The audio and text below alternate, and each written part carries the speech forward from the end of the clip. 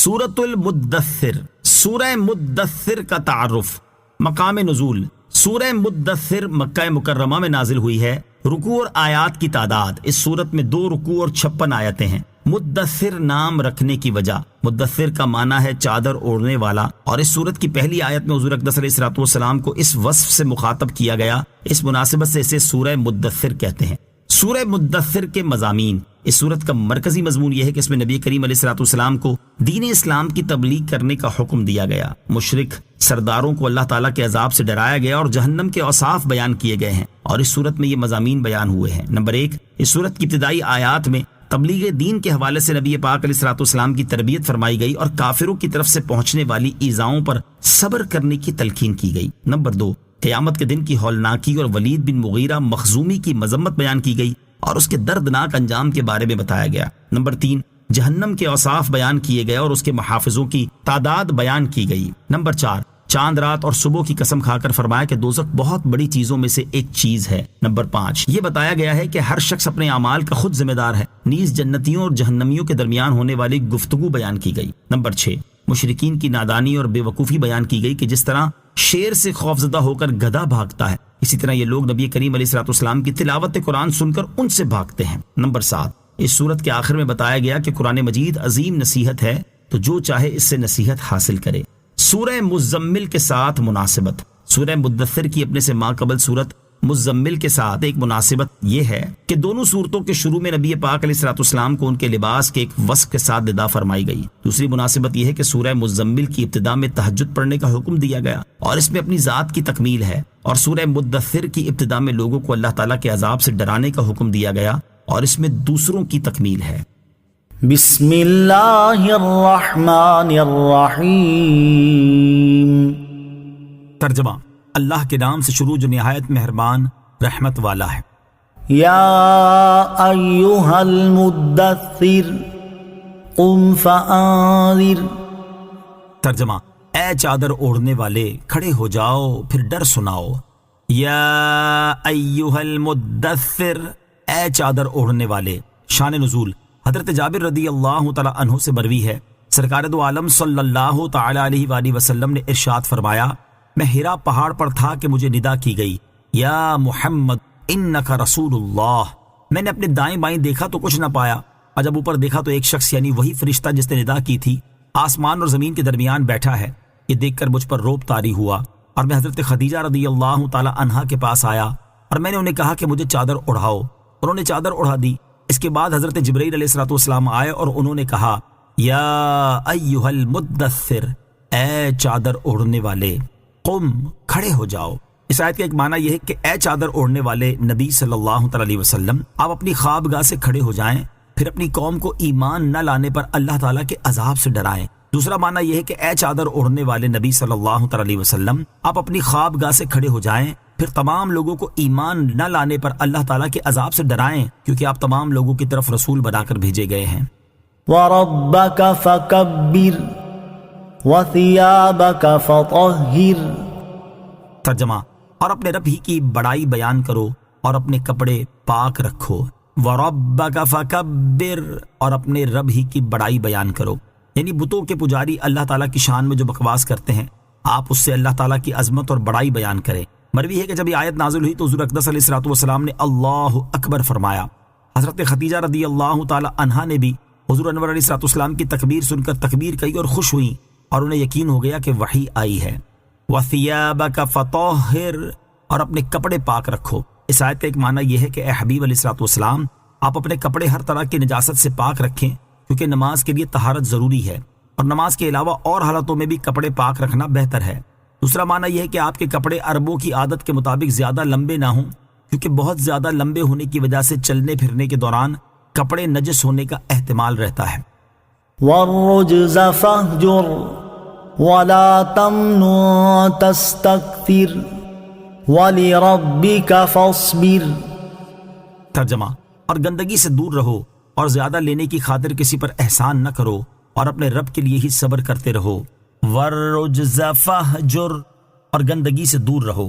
امام فخر الدین رازی رحمۃ اللہ تعالی فرماتے ہیں، اس آیت میں اللہ تعالیٰ نے اپنے حبیب علیہ الصلوۃ والسلام کو پہلے کی طرح بتوں کی عبادت سے دور رہنے پر قائم رہنے کا حکم دیا ہے۔ لہذا جس طرح مسلمان کے اس قول اہدنا کا یہ معنی نہیں کہ اے اللہ ہم ہدایت پر نہیں اس لیے ہمیں ہدایت عطا فرما، بلکہ اس کا معنی یہ ہے کہ ہمیں اس ہدایت پر ثابت قدم رکھ، تو اسی طرح یہاں ہے کہ اس آیت کا یہ مطلب نہیں کہ پہلے حضور علیہ الصلوۃ والسلام بتوں کی پوجا کرتے تھے اور اب انہیں اس سے منع کیا جا رہا ہے، بلکہ اس کا مطلب یہ ہے کہ جس طرح آپ پہلے بتوں کی پوجا کرنے سے دور تھے اسی طرح ہمیشہ اس سے دور ہی رہیے۔ وَلَا تَمْنُن تَسْتَكْثِرْ، اور زیادہ لینے کی خاطر کسی پر احسان نہ کرو، یعنی اے حبیب صلی اللہ تعالیٰ علیہ وسلم آپ اپنا مال کسی کو اس نیت سے ہدیے کے طور پر نہ دینا کہ وہ آپ کو اس سے زیادہ دے گا۔ یاد رہے کہ دنیا میں تحفے اور نیوتے دینے کے معاملے میں دستور ہے کہ دینے والا یہ خیال کرتا ہے کہ جس کو میں نے دیا ہے وہ موقع آنے پر مجھے اس سے زیادہ دے گا۔ اس قسم کے نیوتے اور ہدیے شرعاً اگرچہ جائز ہیں، لیکن نبی کریم علیہ الصلوۃ والسلام کو اس سے منع فرمایا گیا، کیونکہ شان نبوت بہت ارفع و اعلیٰ ہے، اور اس منصب عالی کے لائق یہی ہے کہ رسول کریم علیہ الصلوۃ والسلام جس کو جو کچھ دیں وہ محض کرم کے طور پر ہو، اور جسے دیا اس سے لینے یا نفع حاصل کرنے کی نیت نہ ہو۔ وَلِرَبِّكَ فَاصْبِرْ، اور اپنے رب کے لیے ہی صبر کرتے رہو، یعنی اے حبیب علیہ الصلوۃ والسلام آپ اپنے رب عز و جل کی رضا کے لیے اس کی اطاعت، اس کے احکامات، اس کے ممنوعات اور ان ایذاؤں پر صبر کرتے رہیں جو دین کی خاطر آپ کو کفار کی طرف سے برداشت کرنی پڑیں۔ فَإِذَا نُقِرَ فِي النَّاقُورِ فَذَلِكَ يَوْمَئِذٍ يَوْمٌ عَسِيرٌ عَلَى الْكَافِرِينَ غَيْرُ يَسِيرٌ۔ ترجمہ، پھر جب سور میں پھونکا جائے گا تو وہ دن بڑا سخت دن ہوگا، کافروں پر آسان نہیں ہوگا۔ فَإِذَا نُقِرَ فِي النَّاقُورِ، پھر جب سور میں پھونکا جائے گا۔ سید المرسلین صلی اللہ تعالیٰ علیہ وسلم سے چند باتیں ارشاد فرمانے کے بعد یہاں سے اللہ تعالیٰ نے بدبخت کافروں کے لیے وعید بیان فرمائی ہے۔ چنانچہ اس آیت اور اس کے بعد والی 2 آیات کا خلاصہ یہ ہے کہ جب دوسری بار سور میں پھونک ماری جائے گی تو وہ دن عذاب اور برے حساب کے اعتبار سے سخت دن ہوگا، اور وہ کافروں پر آسان نہیں ہوگا، کیونکہ ان سے سخت حساب لیا جائے گا، اور ان کے اعمال نامے ان کے بائیں ہاتھوں میں دیے جائیں گے، اور ان کے چہرے سیاہ ہوں گے، اور ان کے اعضاء کلام کریں گے، اور وہ محشر میں سب لوگوں کے سامنے رسوا ہوں گے۔ اس سے معلوم ہوا کہ وہ دن اللہ تعالیٰ کے فضل سے مومنین پر آسان ہوگا۔ ذرنی ومن خلقت وحیدا وجعلت له مالا ممدودا وبنین شہودا ومہدت له تمہیدا ثم يطمع ان ازید كلا إنه كان لآياتنا عنيدا سأرهقه صعودا۔ ترجمہ، اسے مجھ پر چھوڑ دو جسے میں نے اکیلا پیدا کیا اور اسے وسیع مال دیا اور سامنے حاضر رہنے والے بیٹے دیے، اور میں نے اس کے لیے نعمتوں کو خوب بچھا دیا۔ پھر وہ طمع کرتا ہے کہ میں اور زیادہ دوں، ہرگز نہیں، یقیناً وہ تو ہماری آیتوں سے دشمنی رکھتا ہے، جلد ہی میں اسے آگ کے پہاڑ سعود پر چڑھاؤں گا۔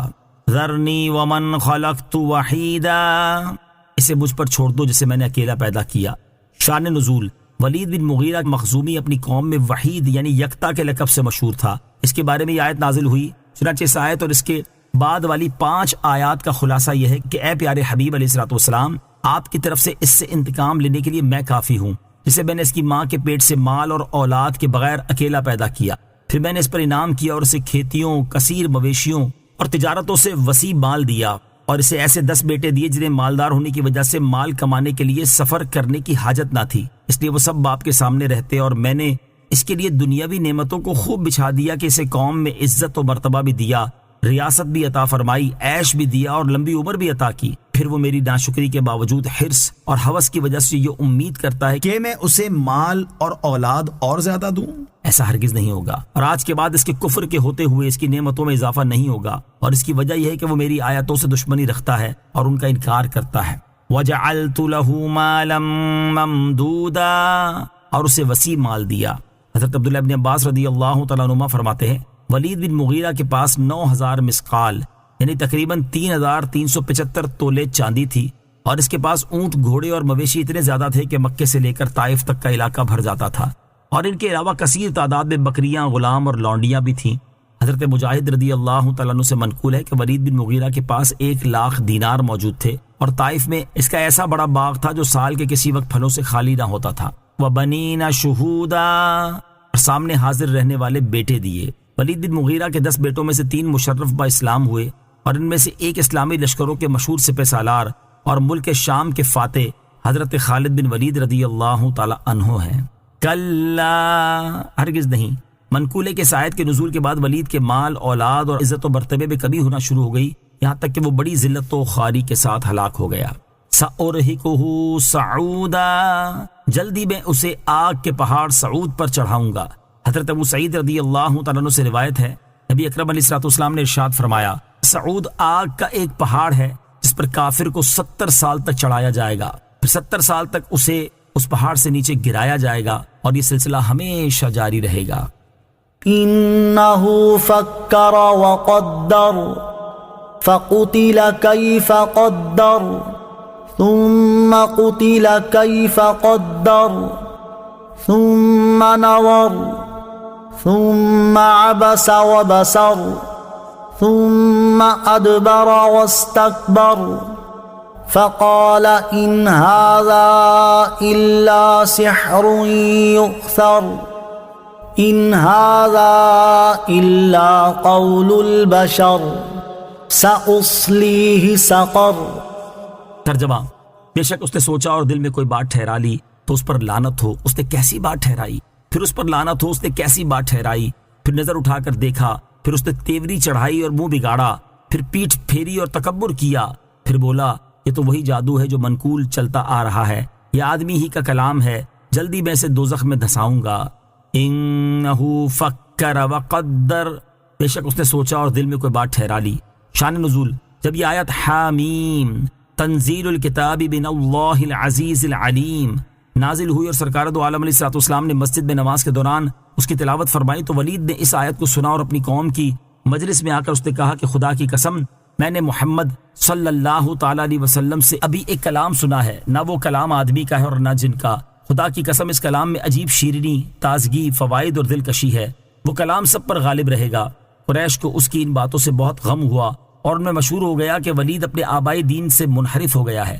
ابو جہل نے ولید کو سمجھانے کا ذمہ لیا اور اس کے پاس آ کر بہت غمزدہ صورت بنا کر بیٹھ گیا۔ ولید نے کہا تمہیں کیا غم ہے؟ ابو جہل نے کہا غم کیسے نہ ہو، تو بوڑھا ہو گیا ہے اور قریش تیرے خرچ کے لیے روپیہ جمع کر دیں گے، انہیں خیال ہے کہ تو نے محمد صلی اللہ تعالی علیہ وسلم کے کلام کی تعریف اس لیے کی ہے کہ تجھے ان کے دسترخوانوں کا بچا ہوا کھانا مل جائے۔ اس پر اسے بہت طیش آیا اور کہنے لگا کہ کیا قریش کو میرے مال و دولت کا حال معلوم نہیں ہے، اور کیا محمد علیہ الصلوۃ والسلام اور ان کے اصحاب نے کبھی سیر ہو کر کھانا بھی کھایا ہے جو ان کے دسترخوان پر کچھ بچے گا؟ پھر وہ ابو جہل کے ساتھ اٹھا اور قوم میں آ کر کہنے لگا تمہیں خیال ہے کہ محمد علیہ الصلوۃ والسلام مجنون ہیں؟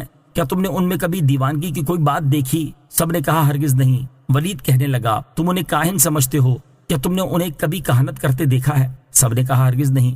ولید بولا تم انہیں شاعر گمان کرتے ہو، کیا تم نے کبھی انہیں شعر کہتے ہوئے پایا ہے؟ سب نے کہا ہرگز نہیں۔ ولید کہنے لگا تم انہیں کذاب کہتے ہو، کیا تمہارے تجربے میں ایسا ہے کہ کبھی انہوں نے جھوٹ بولا ہو؟ سب نے کہا ہرگز نہیں۔ اور قریش میں آپ علیہ الصلوۃ والسلام کی سچائی اور دیانت ایسی مشہور تھی کہ قریش آپ علیہ الصلوۃ والسلام کو امین کہا کرتے تھے۔ یہ سن کر قریش نے کہا ولید پھر بات کیا ہے؟ تو ولید سوچ کر بولا کہ بات یہ ہے کہ وہ جادوگر ہیں۔ تم نے دیکھا ہوگا کہ ان کی بدولت رشتہ دار سے اور باپ بیٹے سے جدا ہو جاتے ہیں، بس یہی جادوگر کا کام ہے، اور جو قرآن وہ پڑھتے ہیں وہ دل میں اثر کر جاتا ہے۔ اس کی وجہ یہ ہے کہ وہ جادو ہے۔ اس سے متعلق یہ آیات نازل ہوئیں، چنانچہ اس آیت اور اس کے بعد والی 8 آیات کا خلاصہ یہ ہے کہ ولید بن مغیرہ نے سوچا کہ وہ اس قرآن کے بارے میں کیا کہے جو اس نے نبی کریم علیہ الصلوۃ والسلام سے سنا، چنانچہ اس نے غور و فکر کر کے اپنے دل میں وہ کلام مرتب کر لیا جو اس نے قرآن کے بارے میں کہنا تھا۔ اب فرمان الہی ہوتا ہے کہ اس پر لعنت ہو، اس نے اپنے دل میں کیسی عجیب بات ٹھہرائی ہے، پھر اس پر لعنت ہو، اس نے اپنے دل میں کیسی حیرت انگیز بات ٹھہرائی ہے، پھر اس نے نظر اٹھا کر اپنی قوم کے چہروں کی طرف دیکھا، پھر اس نے کسی چیز میں غور کرنے والے کی طرح تیوری چڑھائی اور منہ بگاڑ لیا، پھر اس نے ایمان لانے سے پیٹھ پھیری اور تاجدار رسالت صلی اللہ تعالی علیہ وسلم کی اطاعت کرنے کو اپنی بڑائی کے خلاف سمجھا، پھر قرآن مجید کے بارے میں بولا یہ تو وہی جادو ہے جو جادوگروں سے منقول چلتا آ رہا ہے، اور یہ کسی آدمی ہی کا کلام ہے، یہ سن لے کے جلد ہی اللہ عز و جل اسے دوزخ میں دھسا دے گا۔ وما ادراک ما سقر لا تبقی ولا تذر لواحۃ للبشر علیہا 19۔ ترجمہ، اور تمہیں کیا معلوم کہ دوزخ کیا ہے؟ نہ باقی رہنے دے گی اور نہ چھوڑے گی، آدمی کی کھال جلا دینے والی ہے، اس پر 19 داروغہ ہیں۔ وما ادراک ما سقر، اور تمہیں کیا معلوم کہ دوزخ کیا ہے؟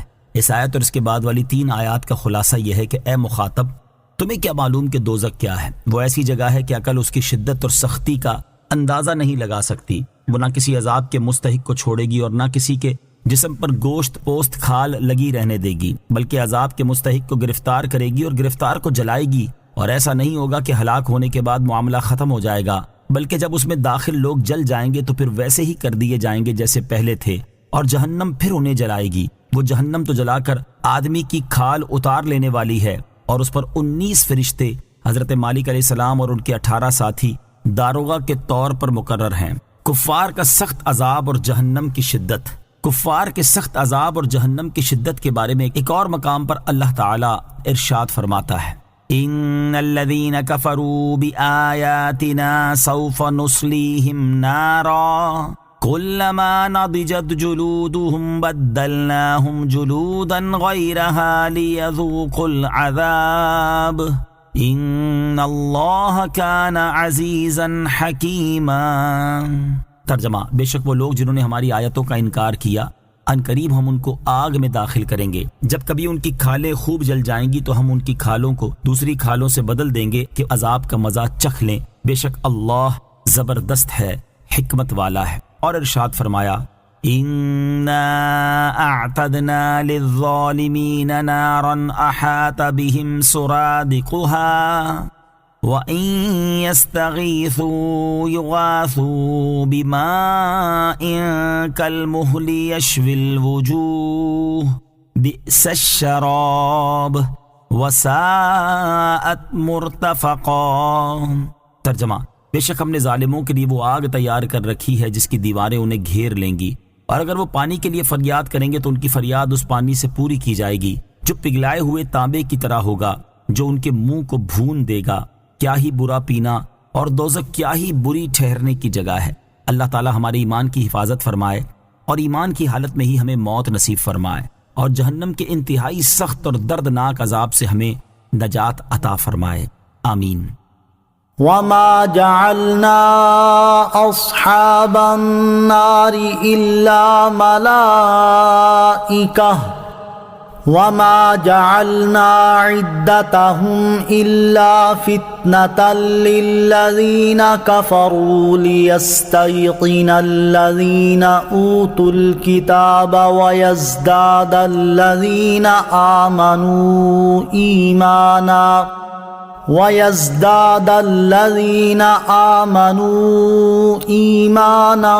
ولا يرتاب الذين أوتوا الكتاب والمؤمنون وليقول الذين في قلوبهم مرض والكافرون ماذا أراد الله بهذا مثلا كذلك يضل الله من يشاء ويهدي من يشاء وما يعلم جنود ربك إلا هو وما هي إلا ذكرى للبشر۔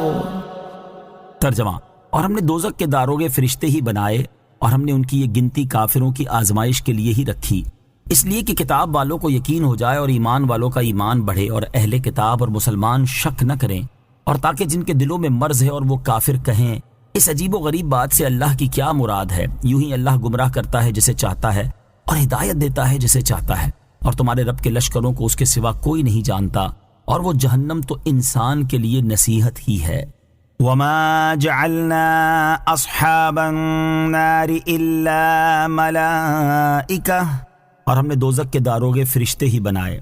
شان نزول، حضرت عبداللہ ابن عباس رضی اللہ تعالی عنہما فرماتے ہیں، جب یہ آیت نازل ہوئی جس میں دوزخ پر مقرر فرشتوں کی تعداد 19 بتائی گئی تو ابو جہل نے قریش سے کہا، تمہاری ماں تم پر روئے، محمد مصطفیٰ صلی اللہ تعالی علیہ وسلم نے خبر دی ہے کہ دوزخ کے داروغہ 19 ہیں، اور تم انتہائی بہادر اور تعداد میں کثیر لوگ ہو، کیا تم میں سے 10 مرد دوزخ کے ایک داروغے کو نہیں پکڑ سکتے؟ ابو الاشد بن اسید نے کہا، میں اکیلا ان میں سے 17 کو کافی ہوں گا، 10 اپنی پیٹھ پر رکھ لوں گا اور 7 اپنے پیٹ پر، باقی 2 کو تم سنبھال لینا۔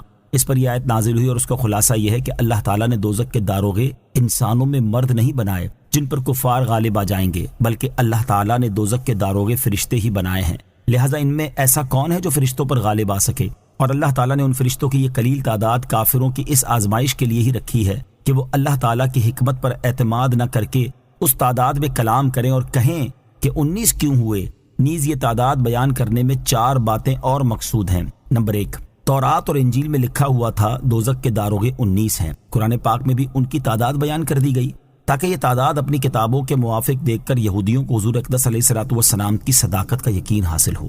نمبر 2، اہل کتاب میں سے جو لوگ ایمان لائے ہیں ان کا رسول کریم علیہ الصلوۃ والسلام کے ساتھ اعتقاد اور زیادہ ہو جائے اور وہ یہ بات جان لے کہ حضور انور علیہ الصلوۃ والسلام جو کچھ فرماتے ہیں وہ اللہ تعالیٰ کی وحی ہے اور اسی لیے وہ سابقہ کتابوں سے مطابقت رکھتی ہے۔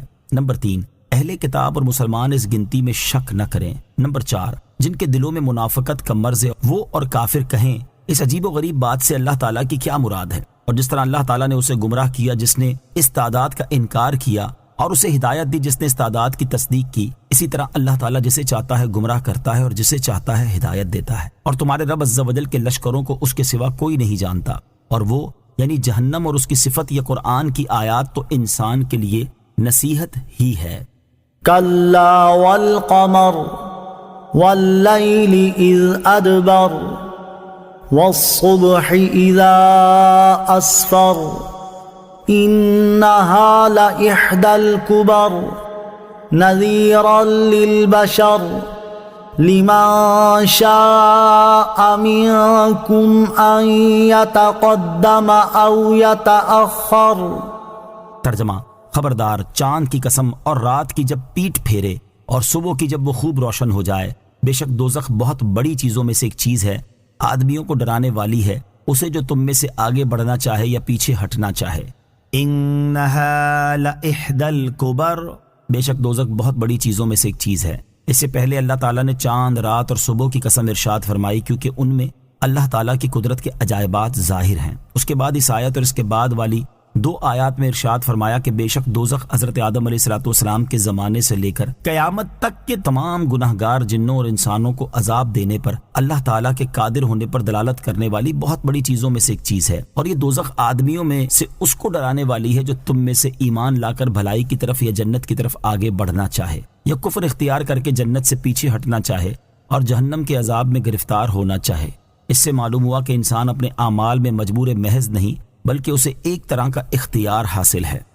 کل نفس بما کسبت رہینہ الا اصحاب الیمین۔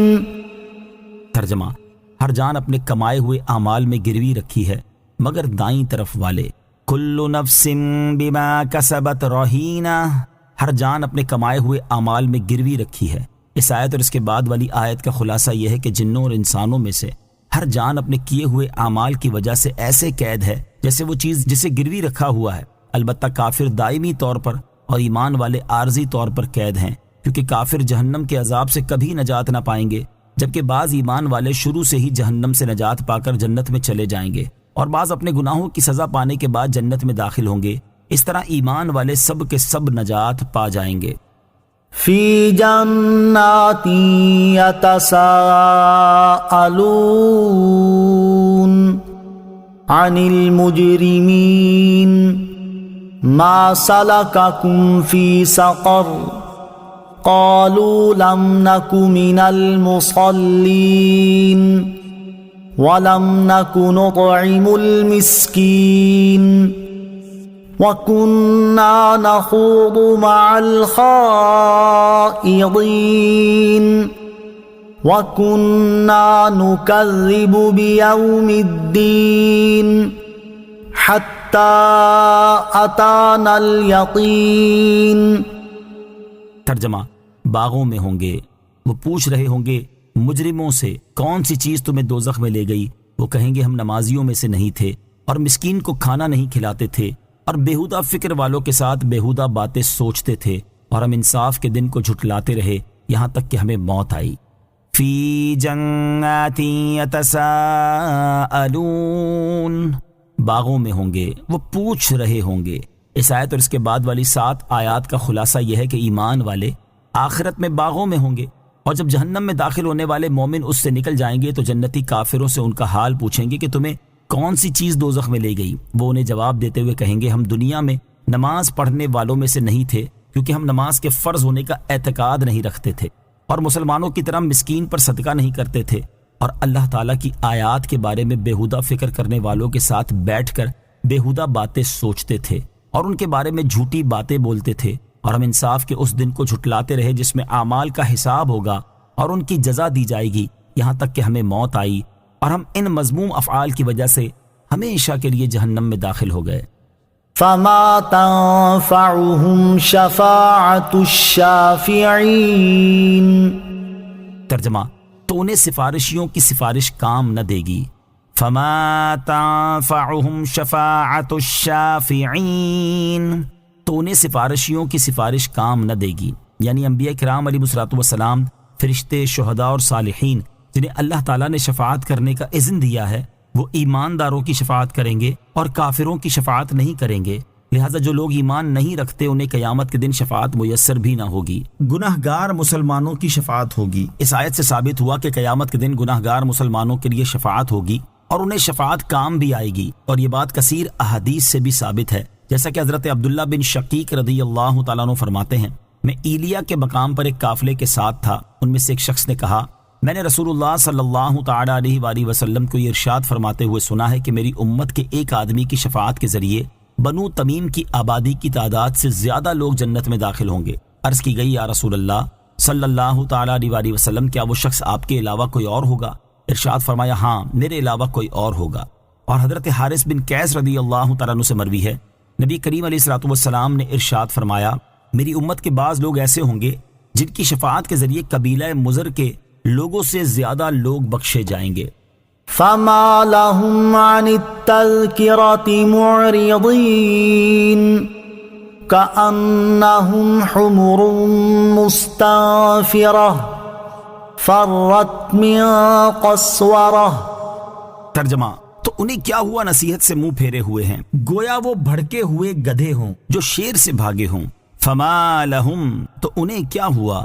اس آیت اور اس کے بعد والی 2 آیات کا خلاصہ یہ ہے کہ مشرکین نادانی اور بے وقوفی میں گدھے کی طرح ہیں، کہ جس طرح شیر کو دیکھ کر خوفزدہ ہو کر گدھا بھاگتا ہے، اسی طرح یہ لوگ نبی کریم علیہ الصلوۃ والسلام کی تلاوت قرآن سن کر ان سے بھاگتے ہیں اور قرآن کی نصیحتوں سے اعراض کرتے ہیں۔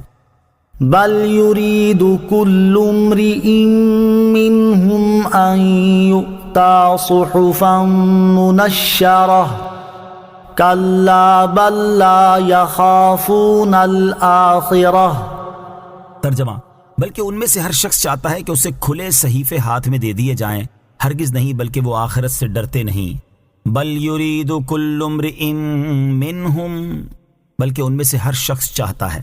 کفار قریش نے نبی کریم علیہ الصلوۃ والسلام سے کہا تھا کہ ہم اس وقت تک ہرگز آپ کی پیروی نہیں کریں گے جب تک ہم میں ہر ایک کے پاس اللہ تعالیٰ کی طرف سے ایک ایک کتاب نہ آئے جس میں لکھا ہوا ہو کہ یہ اللہ تعالیٰ کی کتاب ہے اور فلاں بن فلاں کے نام ہے، ہم اس میں تمہیں رسول اللہ صلی اللہ تعالیٰ علیہ وآلہ وسلم کی پیروی کرنے کا حکم دیتے ہیں۔ اس پر اللہ تعالیٰ نے اس آیت اور اس کے بعد والی آیت میں ارشاد فرمایا کہ یہ نصیحت انہیں کافی نہیں اور نہ ہی وہ راضی ہوں گے، بلکہ ان میں سے ہر شخص یہ چاہتا ہے کہ اسے اس کے نام پر نازل کیے ہوئے کھلے صحیفے ہاتھ میں دے دیے جائیں۔ ایسا ہرگز نہیں ہوگا کہ صحیفے ان کے ہاتھ میں دے دیے جائیں، بلکہ وہ لوگ آخرت سے ڈرتے نہیں، کیونکہ اگر انہیں آخرت کا خوف ہوتا تو دلائل قائم ہونے اور معجزات ظاہر ہونے کے بعد اس قسم کی سرکشی والی ہیلا بازیاں نہ کرتے۔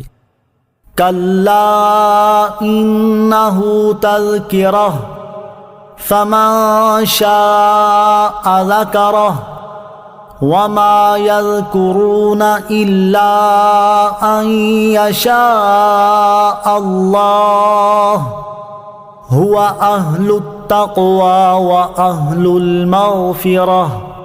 ترجمہ، سن لو، بے شک وہ نصیحت ہے تو جو چاہے اس سے نصیحت حاصل کرے، اور وہ اللہ کے چاہنے سے ہی نصیحت حاصل کر سکتے ہیں، وہی لائق ہے کہ اس سے ڈرا جائے اور مغفرت فرمانے والا ہے۔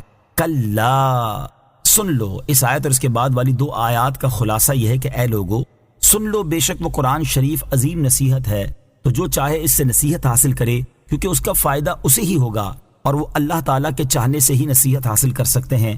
وہی اللہ اس لائق ہے کہ اس کے بندے اس سے ڈریں اور اس کے عذاب سے خوف زدہ ہوں، اس پر ایمان لائیں اور اس کی اطاعت کریں، اور وہی بندوں کے سابقہ کفر اور گناہوں کی مغفرت فرمانے والا ہے. اللہ تعالیٰ سے ڈرنے کی فضیلت حضرت انس بن مالک رضی اللہ تعالی عنہ سے روایت ہے، رسول کریم صلی اللہ تعالی علیہ وآلہ وسلم نے اس آیت ہوا اہل التقوی و اہل المغفرہ کے بارے میں ارشاد فرمایا، اللہ تعالیٰ فرماتا ہے میں اس لائق ہوں کہ مجھ سے ڈرا جائے، لہذا جو مجھ سے ڈرا اور اس نے میرے ساتھ کوئی دوسرا خدا نہ بنایا تو میں اس بات کا اہل ہوں کہ اسے بخش دوں. آمنت باللہ صدق اللہ العظیم.